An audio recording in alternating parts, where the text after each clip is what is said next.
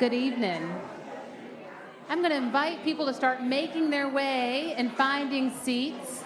Lasley's going to join us in just a minute. If you need any water or snacks, feel free to bring them.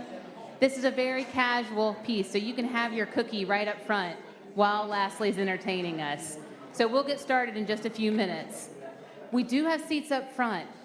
We're running out of chairs in the back, so everyone who's late gets to sit right up front. Next.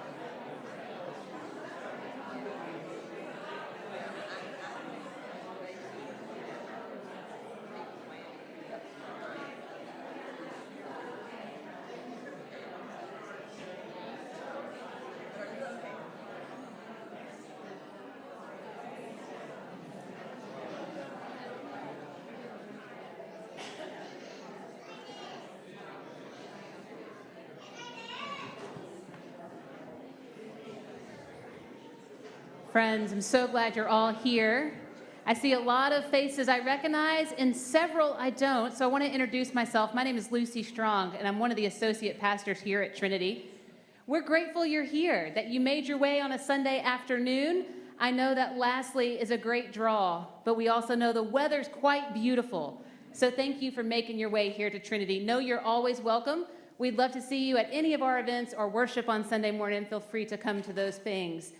But today is really about Lasley and the deep work she's been doing over the past 10 years. It's been a good 10 years. Gathering stories, finding the ways the stories of her life have shaped her and how those stories might be shaping us as well and challenging us to think about the stories in our lives. So I really want to hand it over to Lasley and give her all the time and space she needs. Know that at the end, she'll make her way back to the table. So if you didn't get your book or didn't get your book signed, she will find her way there. There was quite a line earlier, which we love for you, Lasley. What I will say is that this is bigger than most of our Sunday school classes. But I used to teach, so. People love you, not at 10 a.m. Lasley, thank you for being here. Thank you, Lucy. Her name is Lucy Strong, and let me tell you, that is just one adjective that fits her. She is... I wish you could come back and get to know her and Rebecca better. Rebecca is at home tonight with her son, her oldest child, who's leaving for college tomorrow. And so that's why she's not here, but she is a dear friend. Everybody here is a dear friend of mine, and I'm so thrilled and appreciative that you're here. If you are visiting Trinity, I'm just putting in a plug. This is a beloved community, if there ever was one. And I wish you could have heard the sermon today because it leads right into what I'm going to talk about. And I'm going to give, and I've got to make sure I understand how to do this. We've had a little problem with we usually have a big screen, but can everybody see that? Yeah. Okay. this is sort of a beginning. These dates are 80 years past. Oh, it's not on? Hold it closer. Okay. In the past few days, 80th anniversary of these things. 80th anniversary. How many of you here have a relative, and some of you are too young, who served in World War II? Wow. Okay, put your hands down. How many of you, that same relative, never talked about it? Yeah. Okay, well, that's one of the reasons I wrote this book. But these dates, we all know. And what I would say is on September 2, which is really the 15th of September, 45, the Second World War on paper was over. But this much is true. These 8 decades later, there's always more to a true war story. So I want to tell you a little bit about the last 10 years putting together this book and how it kind of came to be. Of course, history does have real people in it. We like to think that. But a lot of times, and I've got some good friends who are history professors here, right here, Jack Pickard, and some others. But anyway, a lot of times when I was taking history in high school, it was pretty awful. It was nothing like what was at the school where I taught as an older person. But we really didn't hear stories of just normal people, everyday people. We heard about the heroes and the villains, and even little about them. But humanity is what this is really about. And I'm a big fan, as you might imagine, a lot of people in this room are, big fans of the humanities. And in a time of artificial intelligence and technology, which can be great, I'm not going to put those down, but I just say, and I'm really working hard to advance the value of sticking with the humanities as human beings. So what I have here are some stories, and I want us to think about what is there to discover in the world of stories. Now, once upon a time, that little girl, if my granddaughter's here, she looks a little bit like that little girl, but that's me many years ago. This is the prologue to the book, and I'm not going to read it out loud, but it explains how and why this book is called Letters from Inside the Whale. Because my father never did talk about his war except when he told me this little story at bedtime when I was about 5 or 6, about how he was dropped off by a ship in the middle of the ocean on a small island all by himself. And a ship drove away, and my father's there on the island all by himself, and all of a sudden a whale comes and swallows him and the island whole. And as a little kid, well, I thought that was pretty darn cool. And I took it to school and told a bunch of people, and some older kid said that can't be true. And of course, I gradually kind of realized that myself. And it didn't take too long, but right away it sounded pretty magical. And for a moment, I thought my dad lied to me, and he was not a liar. But I realized over time that being swallowed up by the whale of a war was absolutely the truth. That's what it felt like. And this book, my father's the co-author. His letters are in here. We never knew there were letters until 2014 when I retired from teaching, and I found them in my attic because they had traveled from attic to attic to attic. My mother never saw them. None of us ever saw them. My grandmother saved them because my father asked her to, because at some point my kids, if I have any, might want to read them. And I hate to be profane, but damn right, Dad, we would have liked to have read them. We would have loved for you to tell your stories because a lot of them are amazing. there's just something that happened that kept him from ever talking about it again. And I think there's probably true of a lot of people who were in the Second World War. So I have a lot of traveling companions, people that I met over time as a reader, as a teacher. This is from Robert Coles, who wrote the book called The Call of Stories. The whole point of stories is not solutions or resolutions, but a broadening and even a heightening of our struggles, with new protagonists and antagonists introduced, with new sources of concern or apprehension or hope, as one's mental life accommodates itself to a series of arrivals, guests who have a way of staying, but not necessarily staying put. Now, I can look back at one book that I read when I was about the age of my grandchildren, Gone with the Wind. And I thought it was terrific, and I thought it was all true. And, you know, over time you sort of learn Margaret Mitchell that was her way of thinking, but it wasn't history in the way that we know it. But these stories that we have, they do live on, but they also change over time because we think of them we think of these characters in different ways, especially when we grow, because we read things in high school.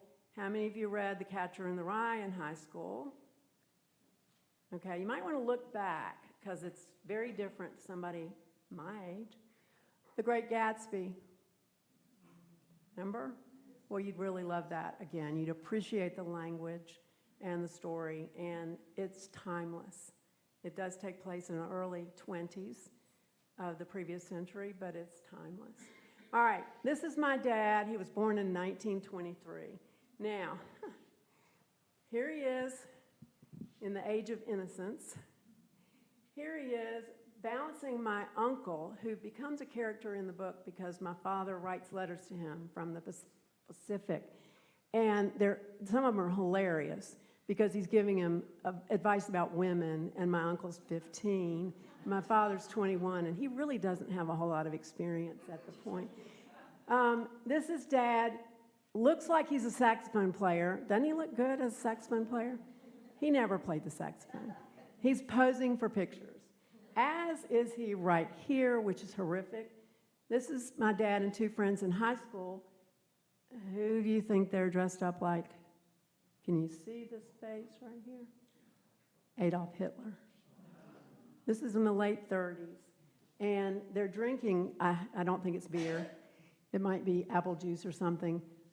In my grandfather's family, German Steins. But, you know, at the time, they were high school kids, and they really didn't take Hitler seriously, I don't think. So that they would do something like that. And then this is my father with his older brother, Ted, who was also in the Pacific. So my grandmother, and over there on the table, there's a flag with two stars on it, which, if you know, it's a mother of people who are serving in the war flag.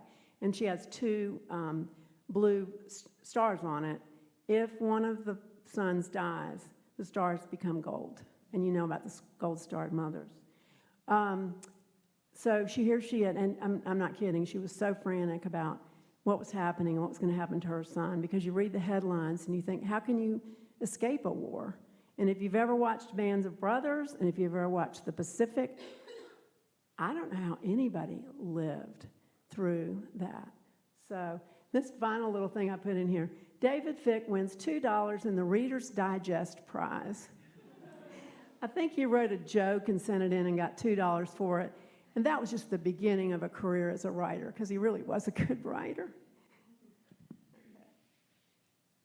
And here he is, 21 years old, and that's his ship, LST, Landing Ship Transport 705. And the LSTs were being made all through the war, and there were a lot of them, so they didn't get names. They got numbers, and his was the 705th to come out of production. But does anybody think that in some ways this tank that's coming out looks like a whale's mouth open wide to take out and put in? And that's what they did. They transported material of war all around the Pacific. And they had to load and unload a lot of times on beaches where guns were flying. So, okay.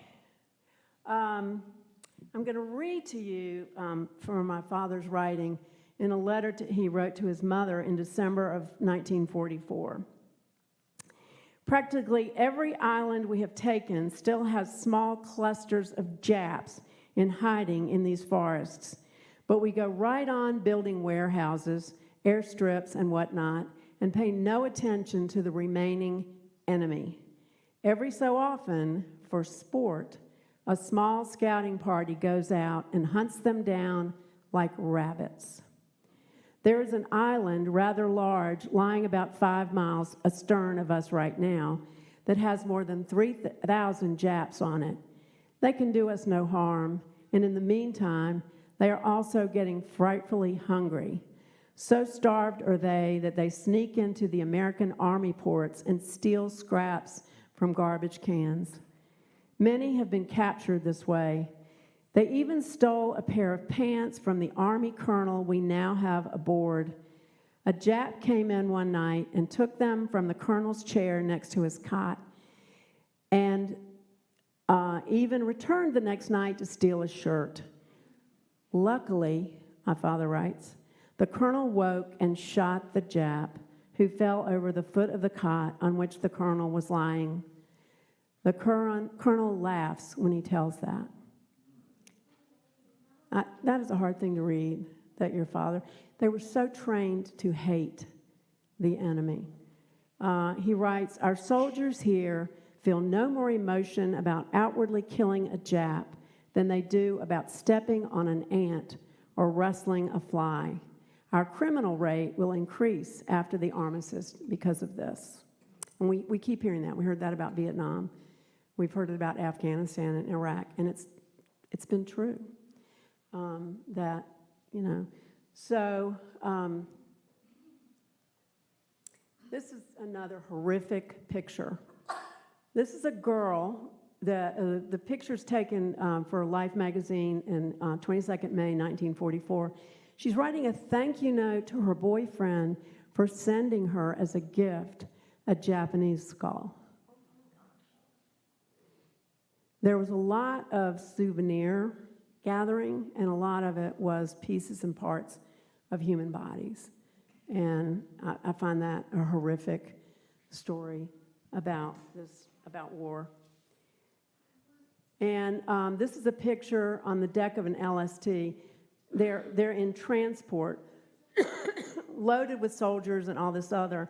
But the litany that so many soldiers, male and female, say, I just want to go home.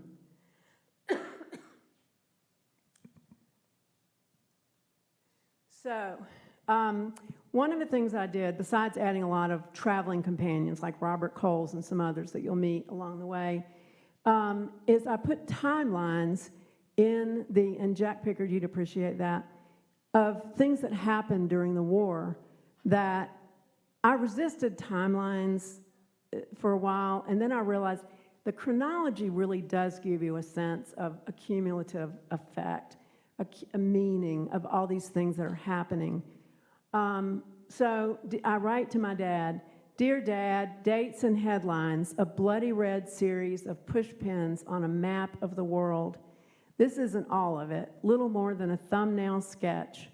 Yet as you look, try imagining the names and faces on the unnamed, unseen, unknown actors lost in the weeds, victims of bombings in Frankfurt, Tokyo, and elsewhere, pilots shot down from the sky, boys machine gunned to pieces on the beaches of Normandy, an entire village murdered in Oradour-sur-Glane, whole families erased from existence in Nazi death camps, oddly named operations, military events designed for killing rather than healing. Things like that just struck me.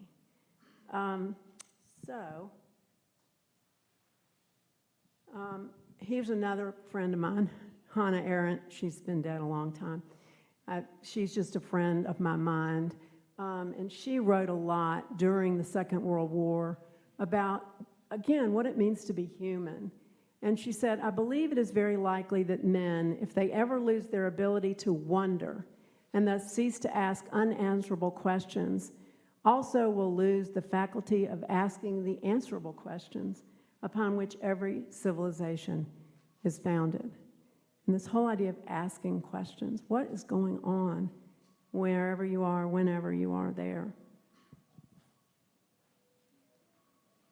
And so I wrote to him in response to what he had been writing and thinking, because he sat on night watch on the ship, and usually from 12 midnight to 4 in the morning. It was dark. He was looking for kamikaze planes. He was looking for submarines, but he was thinking and writing letters to his mother. Dear Dad, you've been witness to an ungodly war up close and personal, right in real time, of multiple incidents of man-made chaos and suffering, gathering your thoughts at night under the stars. Once upon a time, in the voice of a boisterous adventurer, you regaled your audience with the awe and wonder of it all. Over time, however, upon reflection and contemplation, your voice changes, grows deep with recognition, the sins of humanity against our better nature. And that was my dad. That was really who he was. And as I was a child growing up with this man, a lot of what happened to him during war, a lot of the conditioning that he had went away. Although I can't say that's true for a lot of people in our town who refused to buy a Toyota ever because it was a Japanese-made car, which is kind of crazy. Through our correspondence, I tell my dad, I'll share with you a different kind of war story emerging from World War II. So now we go from some of the worst to some really interesting stories that I never knew before until I did some research. This is Kaname Harada, Samurai of the Sky. During the Second World War, Kaname Harada flew his fighter plane throughout the Pacific, shooting down 19 Allied aircraft. He's a young man, like my dad. In the aftermath, Harada suffered intense guilt over the role he played in the war. He said, I fought the war from the cockpit of a Zero and can still remember the faces of those I killed. They were fathers and sons too. I didn't hate them or even know them. And my dad had a similar experience when a kamikaze plane came very close to his ship, and he was standing right there on deck.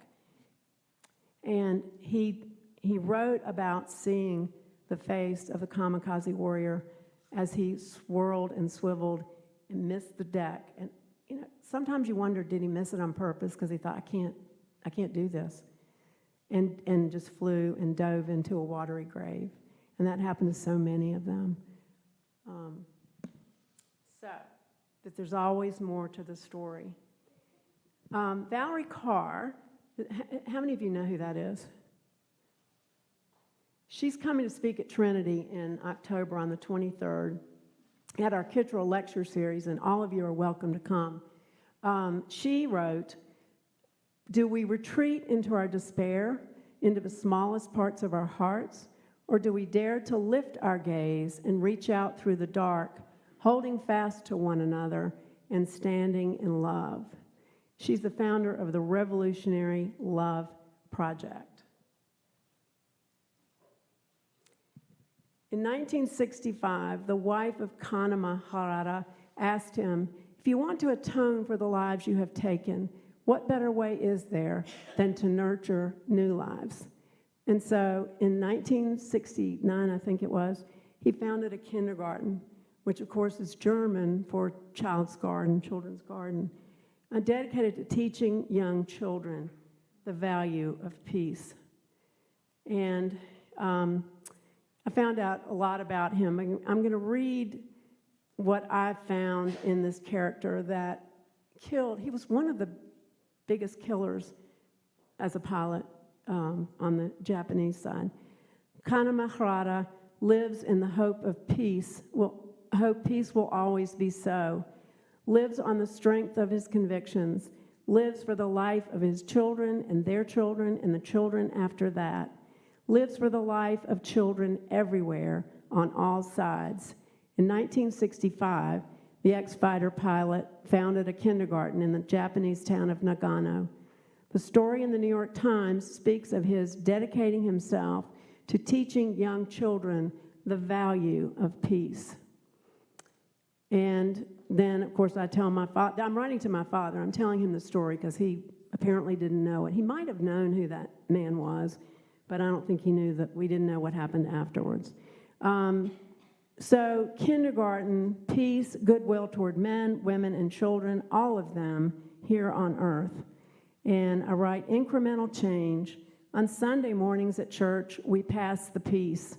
Around the dinner table, in the classroom, on fields of play, we pass the peace to our children, that they might grow to make it known, one generation to another, peace, perhaps then one day.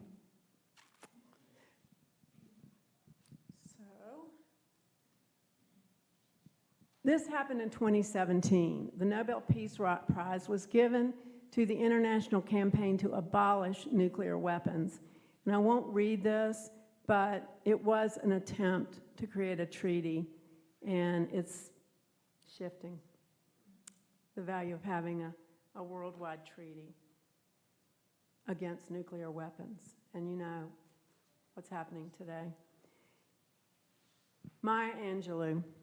History, despite its wrenching pain, cannot be unlived, but if faced with courage, need not be lived again. All right, I don't know how many of you are familiar with this photograph. It's fairly well known. This is inmates of the Buchenwald camp inside their barrack a few days after U.S. troops liberated this concentration camp near Weimar, Germany, on April 16, 1945. And that month of April, not only did Franklin Roosevelt pass away, but Adolf Hitler committed suicide. And part of me thinks he just got to escape what he should have suffered. The young man, seventh from the left in the middle row bunk, is Elie Wiesel. How many of you have read this book? It's fabulous. It's very short, and it's very touching, moving. Here's a little bit about the book Night. Excuse me. Father, Father, the son Elie cries, wake up, but the father never wakes. I'm writing to my father. I think of the child he was, the boy who survived, suffering his loss alone, and how the grown man, remembering, loosens the once knotty tangle of godlessness, renewing his belief in something he can't see, hear, or touch, only feel. Wiesel puts to paper a whole life of faith, faithlessness, and rebirth, sending a heartbreaking message to those of the world willing to listen and hear the man's truth. Here's Elie Wiesel on the far right, clutching his son, Elisha, who was, in biblical terms, and I'm not a scholar, but he is the son of Elijah. And during a Faith in Humankind conference held several years prior to the opening of the United States Holocaust Memorial Museum, which happened in 1993. It's hard to believe it's been that long. How many of you have been there? It's powerful. Now, Wiesel won the Nobel Peace Prize in 1986. And here's a passage from his acceptance speech, reviving the child he once was, facing his grown-up self with a question. Tell me, what have you done with my future? And what have you done with your life? And the grown-up Wiesel answers, this is what I say to the young Jewish boy wondering what I have done with his years. It is in his name that I speak to you, and that I express to you my deepest gratitude as one who has emerged from the kingdom of night. We know that every moment is a moment of grace, every hour an offering, not to share them would mean to betray them. And that is just a beautiful sentiment. Alicia Wiesel was very, as a lot of kids are, whose parents are awesome and do all these amazing things. At first, he couldn't stand it when people come in and say, I know your father is. And instead, he grew up to say, I want to be just like him, basically. So that's another great story. Okay, this is a very complicated story, and there's always more to the story. So we're going to start, not really at the beginning, but at a key moment. I want you to meet Eva Moses Kor. She's a Holocaust survivor. In 1944, Eva Moses was a terrified 10-year-old newly arrived at Auschwitz via a transport train from Romania. Upon arrival, Eva and her twin sister Miriam were ripped from their family, tattooed, and brought to a barrack with other twin pairs.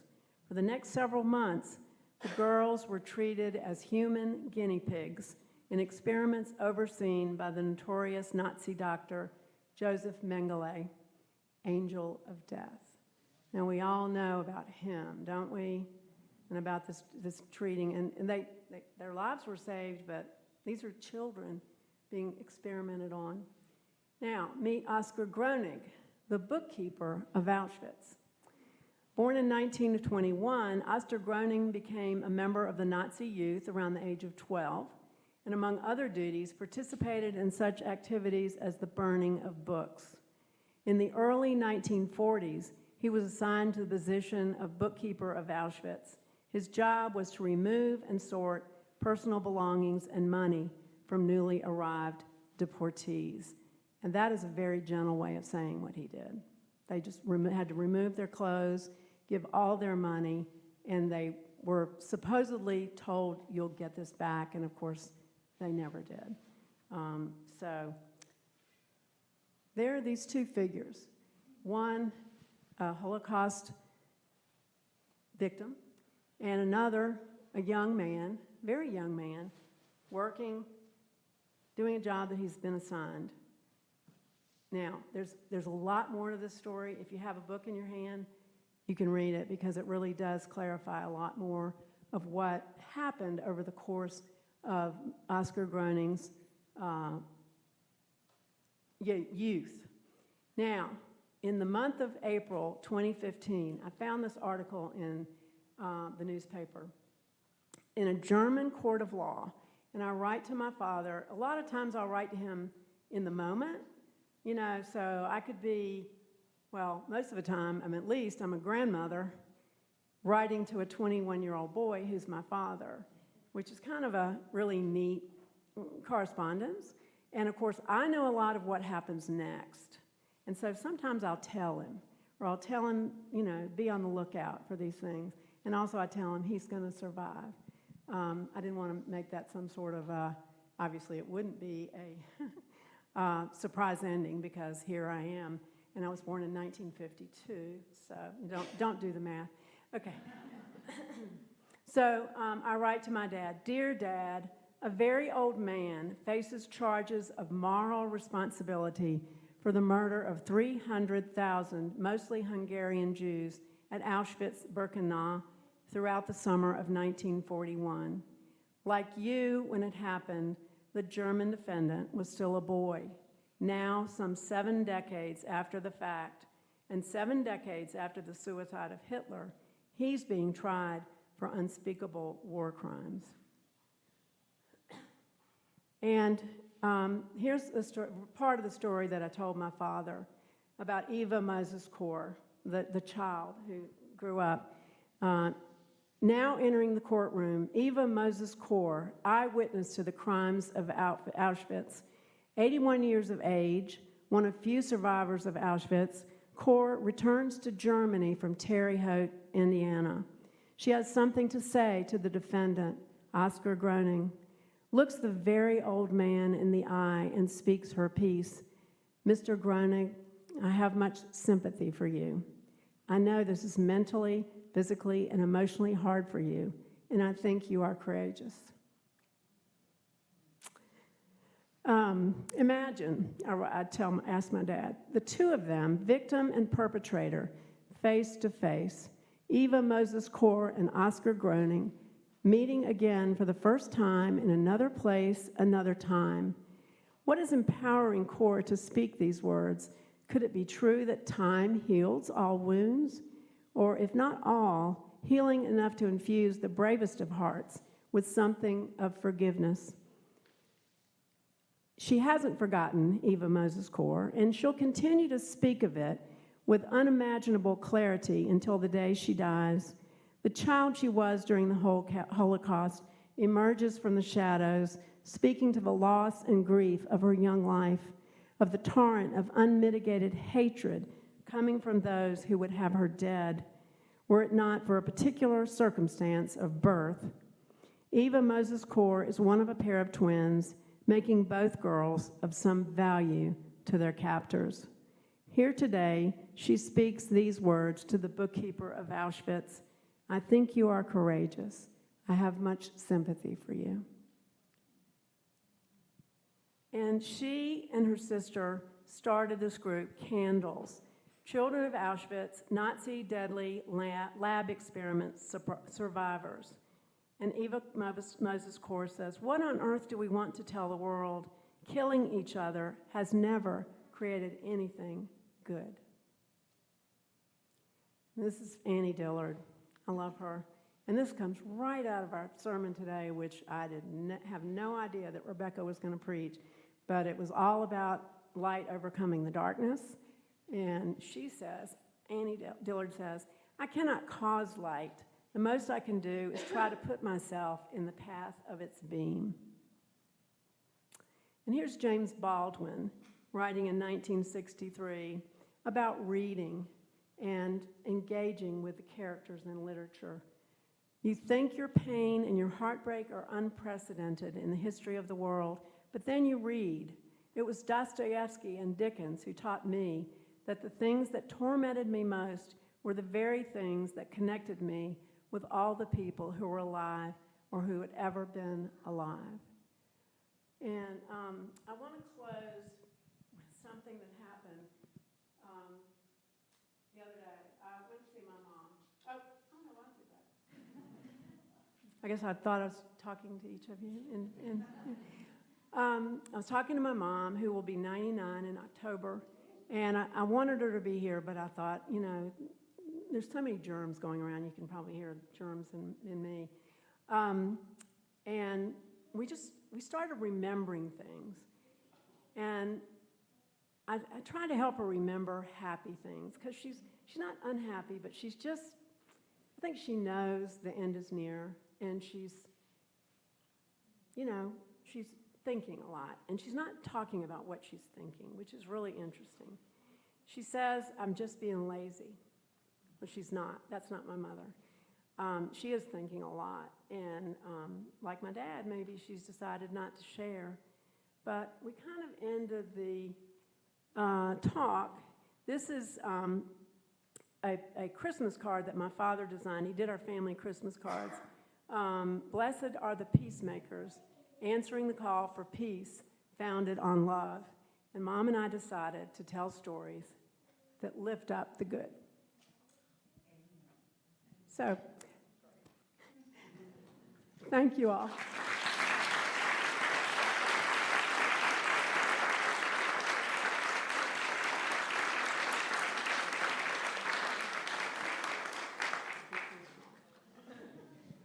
Thank you, Lasley. We so appreciate you coming and sharing and being a part of this evening. Friends, do we have any questions for Lasley? I imagine, are you open to a few questions? If they're nice ones. If we have a little bit of time. Does anyone have any questions? If not, that's okay. You can find time at the table. Excellent. What was the most unexpected thing you learned about your father from reading the letters? That's a great question. Hang on a second. And I'm going to tell,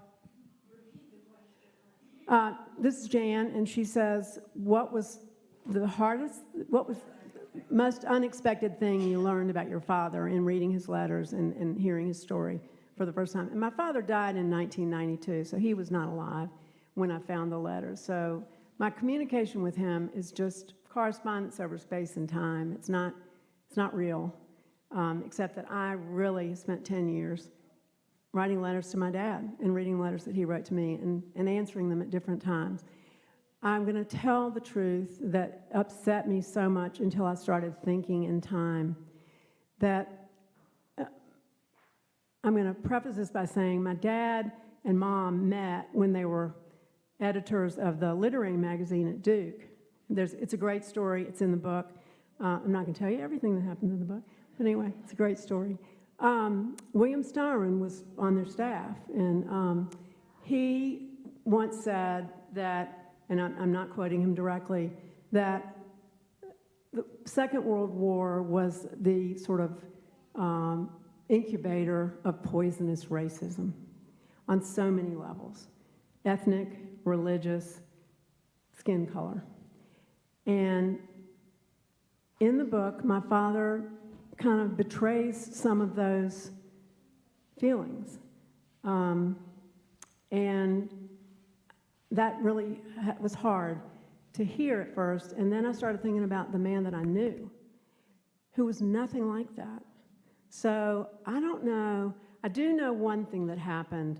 After the war was officially over, my dad, of course, they all wanted to go home, and they couldn't because they still had things to do. And one of them was his ship was transporting Japanese prisoners of war and Chinese refugees back home before they could go home. And on some level, he was angry about that, but he also had some great experiences in that. And I think one of the things that he did, like Kanemaha, Harada, I'm get all these names, is that when he saw these Japanese people and these Chinese people in a non-war situation, they were on the ship together, they were living together in the same space. And I think he saw their humanity for the first time. He had never met anybody from the East. So I think that's something big, Jan, that, hearing the boy he was, but then thinking back to, oh, wait, I know the man he was. Anybody else? Come on, Ann Maddox. Here's the microphone for you. What was your favorite thing that your dad told you about the war? What were some of the things he told me? What was your favorite thing he told you? Well, the only thing he told me was the story about the whale and how he got swallowed up inside the whale. Now, when I told you that story, did you believe it? Why not? Because you're smarter than I was. He told you that he wouldn't, because if he did that, he wouldn't tell you that because he wouldn't be there. Well, that's true, too. Although, in the way he told the story to me, the whale did spit him out, and the ship came back and picked him up and took him home. So, thanks. That was a great question. Good job. There you go, Sam. Tough act to follow. Thank you, Lasley, and what you've shared with us is so poignant. I'll put you on the spot to answer at whatever level you would like to, or refrain from answering. But some of the things that came out to you about the ethos of World War II and the context and so forth. What are one or two of the things that you believe might be most instructive for us in this context today? Well, let me start with the bad stories that I didn't lift up too much. I did want to preface the good with more of the truth. I don't want to sound like I'm just, oh, that didn't happen. I'm not rewriting the Smithsonian catalog. But Sam, I think all the stories about groups of people, whether it was Nazi treatment of the Jews in the concentration camps, I've always been fascinated by that. as a child reading the Diary of Anne Frank, and, thinking of that 13-year-old child writing such beautiful work. And again, like some of these other people, believing that her story needed to be told. And I find that remarkable. I think the bombing of Hiroshima and Nagasaki, excuse me, is very hard for me, and it's another one of those complicated things. If we hadn't done that, a lot of us might not be here. My father may have had to do a landing on the Japanese mainland, and who knows, it could have been another D-Day like in Normandy where they just got shot down. Because I will tell you, the Japanese were so desperate to win, they were giving guns to little children and women and putting them ready to go on the front. And that's just, things like that, how do you feel about it? You're so conflicted. I'm so conflicted about Oscar Groening. I sympathize with him. He's like 90-something years old. I love this part of the story. His daughter helps him to walk into the courtroom. And I was writing to my father. I'm the daughter, and he's the father. And she's his child. How? And I will tell you that Oscar Groening, before this court trial, he did come out and say things when a lot of people were denying the truth of the Holocaust. And we all remember that, because that happened not long ago. And he spoke out.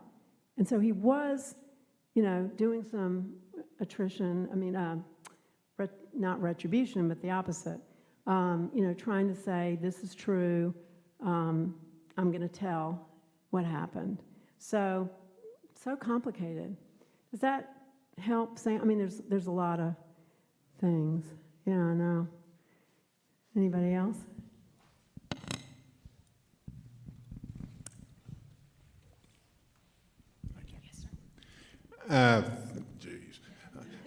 I think I saw that he either went in the Navy in June of '44 or was commissioned, I'm not sure which. What was he doing before that? What was his life as a normal human before going in? Good question. I cover that. He graduated from high school in Passaic, New Jersey in 1941. He entered Duke in fall of '41. We all know what happened that December. He joined the V-12 program, which is naval preparation, so that he could get trained to be an officer. And he did go in as an ensign. And then Tom Adams is do y'all know Tom Adams? Raise your hand, Tom. Tom read the book with Anita, and he read it aloud, and they'd sit next to each other on the sofa in Canterbury Court, and he would read it to her, and then he'd call me or he'd email me, and he'd say, well, now, And it's so sweet, and I so appreciated it. And there's a lot of people here who probably have I told Jack and other people to look at if you see anything that's untrue, let me know. I'll just tell the next group. But, okay, where was I going? I went over here, and then I stayed over here, but my mic is right here. Okay, what did he do? He had about 2 years of college. He majored in English. He was elected to be the editor of the Duke Literary Magazine, which back in the day was not nerdy. It's not nerdy now because my grandson started a literary magazine at his school, which I'm very proud of. And when they left to go into the service, they were promised that any positions that they had when they left school, when they came back, not if they came back, when they came back, they could reassume those positions. So I'm going to go in and spill this story because it's your friends, and this is such a great story. So he finally gets to start back. He started in 41, graduated in 48. That's what war kind of did to break up the college years.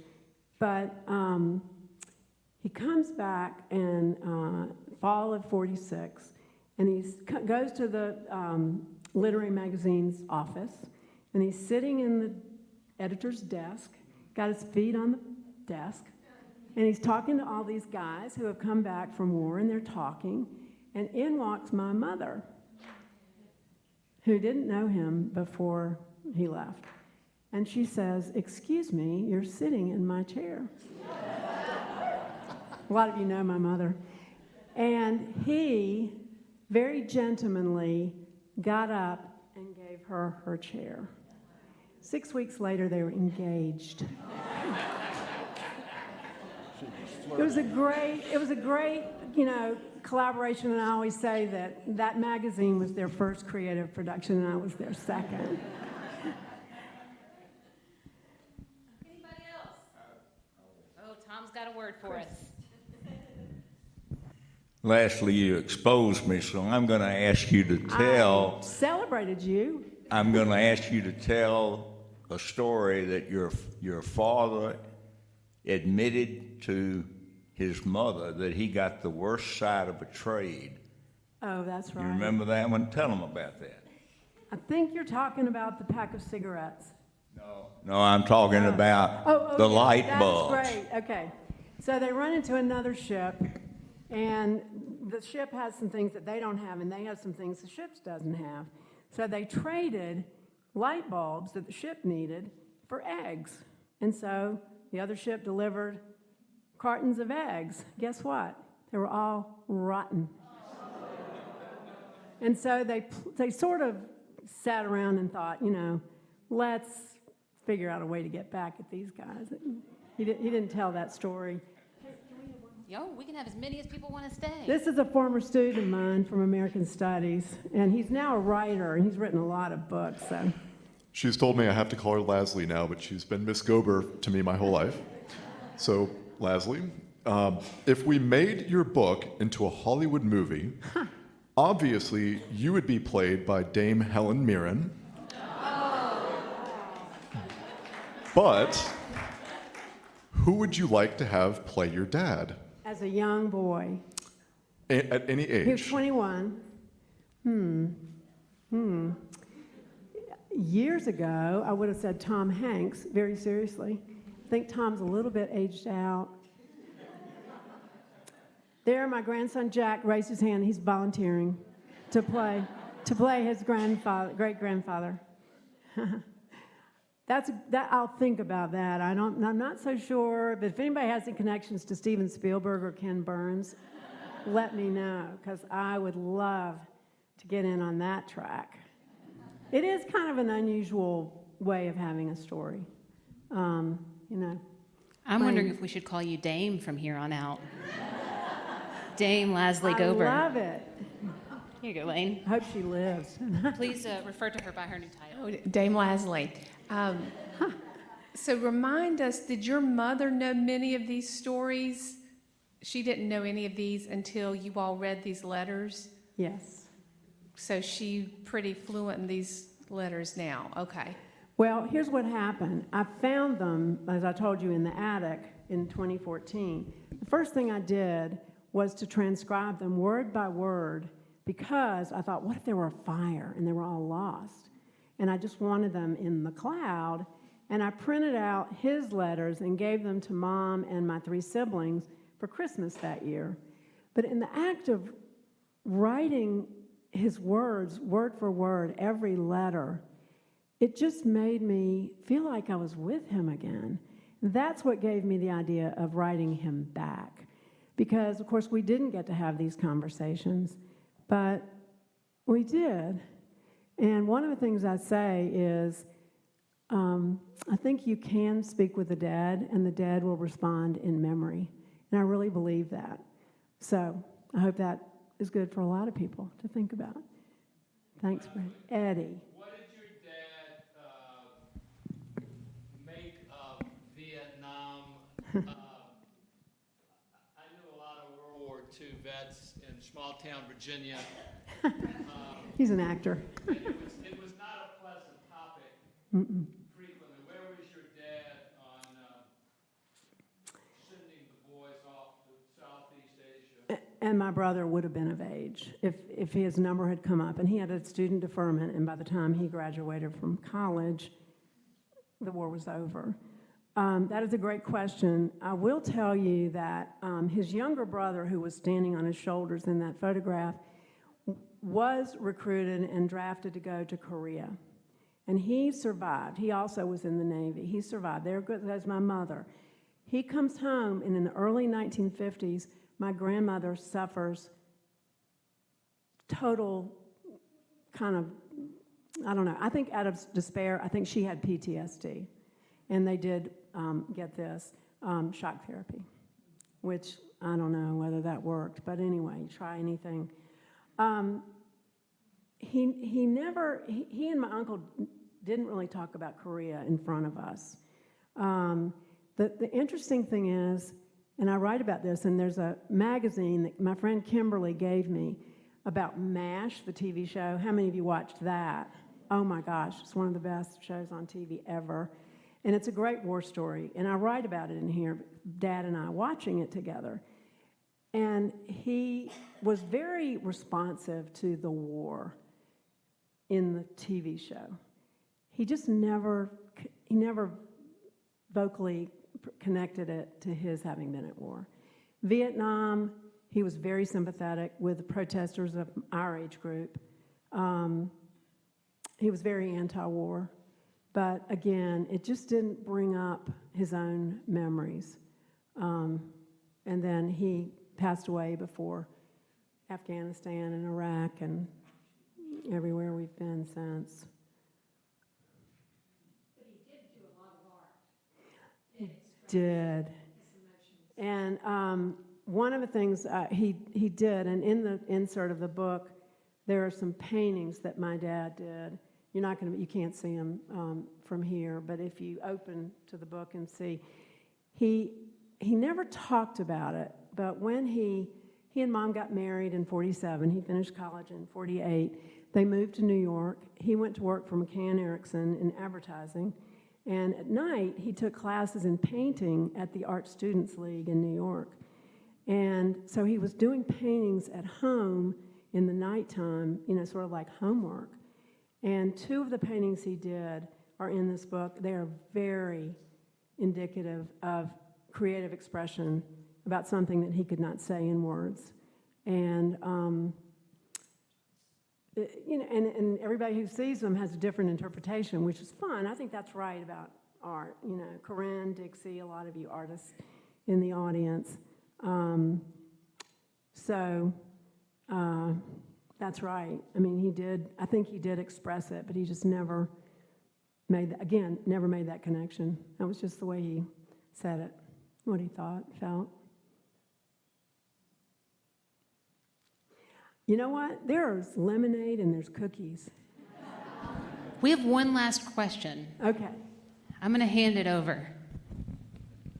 Yes, sir. Thank you, Lucy.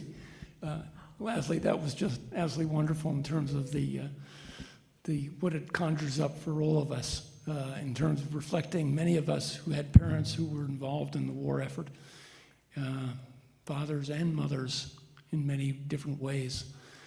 And the title of your book about the whale makes me often reflect what it was like for those folks in that generation across the world. My own parents were Australian, and my dad had to go to war and went to war in 1940 and came back in 1945.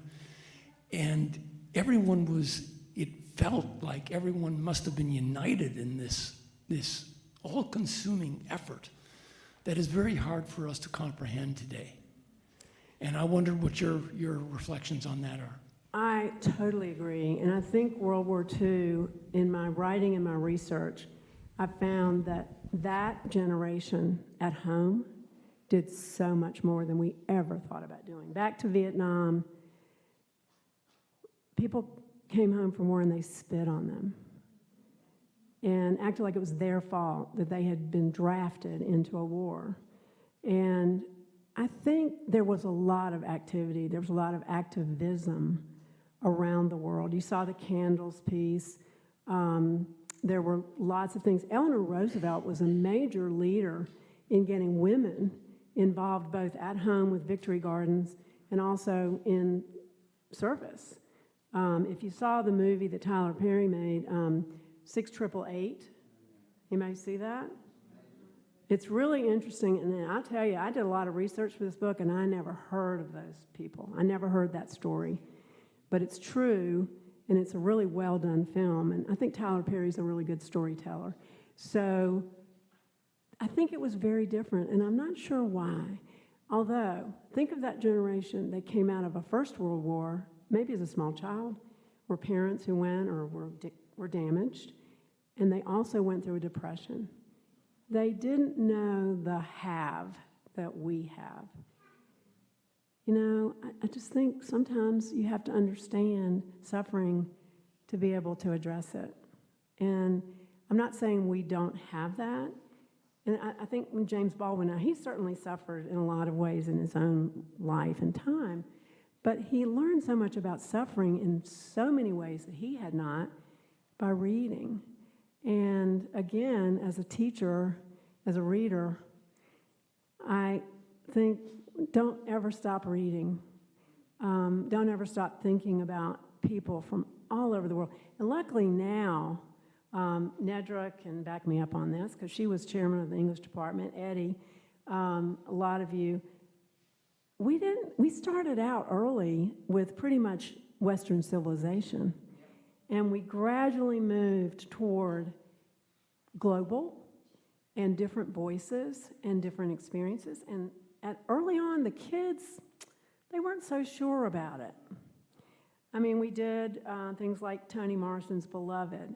Oh, do we have to read another book about slavery? Well, yes, you do. But we did try to also, we brought in books like Colson Whitehead. You all know Colson Whitehead? Great books that he's got out now. He wrote a book called Sag Harbor, which was about growing up. His parents were professionals. They were very well off. And they had a home on Sag Harbor in out in the Hampton, or out there. I don't know the names of where all the different places are. But he had everything that we have, except he was black. And as a young man, he experienced that. You know, you don't get away from it. And so we wanted kids to see the African American experience, not just about slavery, but also about people who were still suffering racism. And, you know, people like William Styron wrote a lot about it in the Confessions of Nat Turner.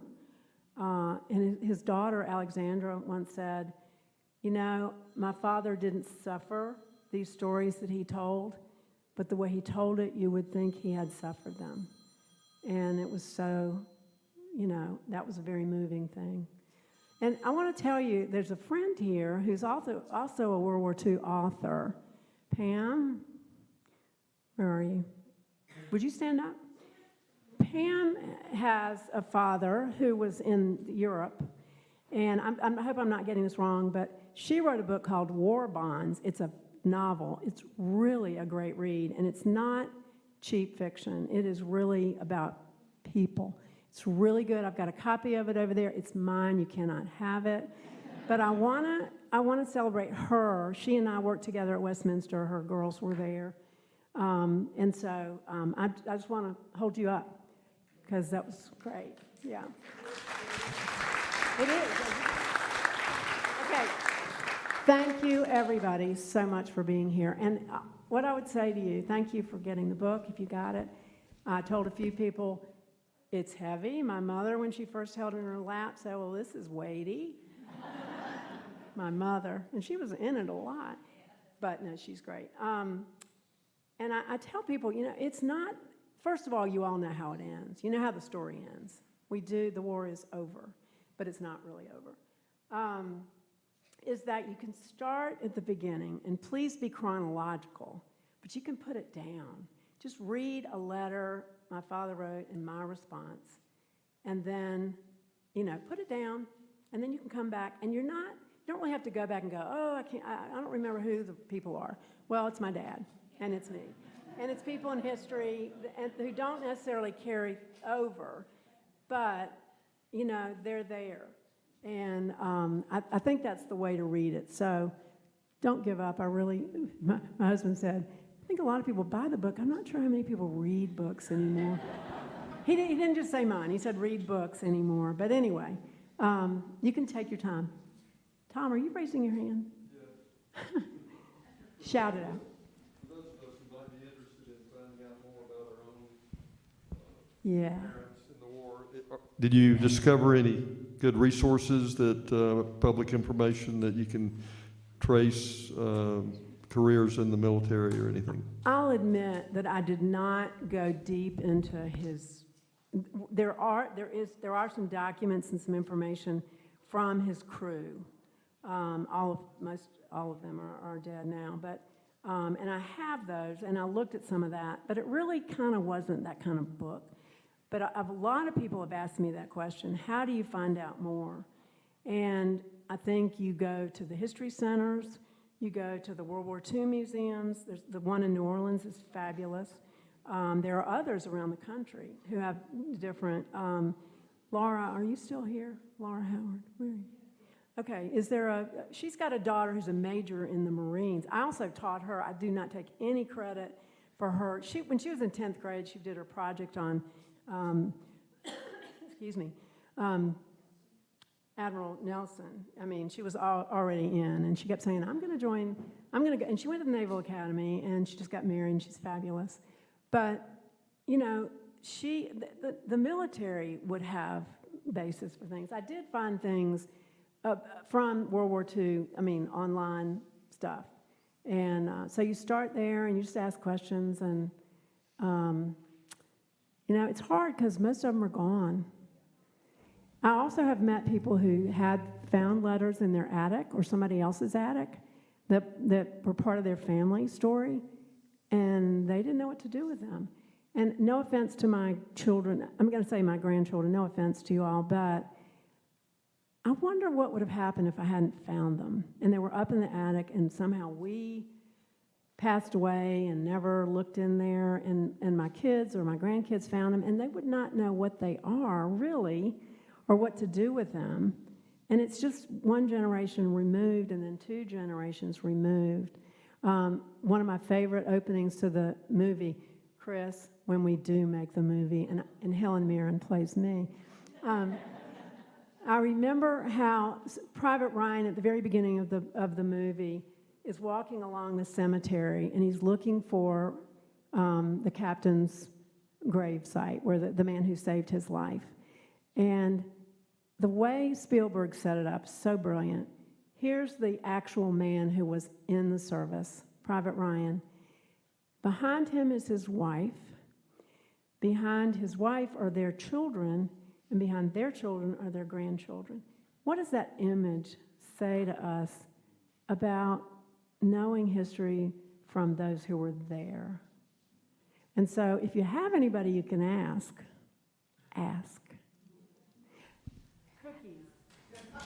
Thank you, Lasley.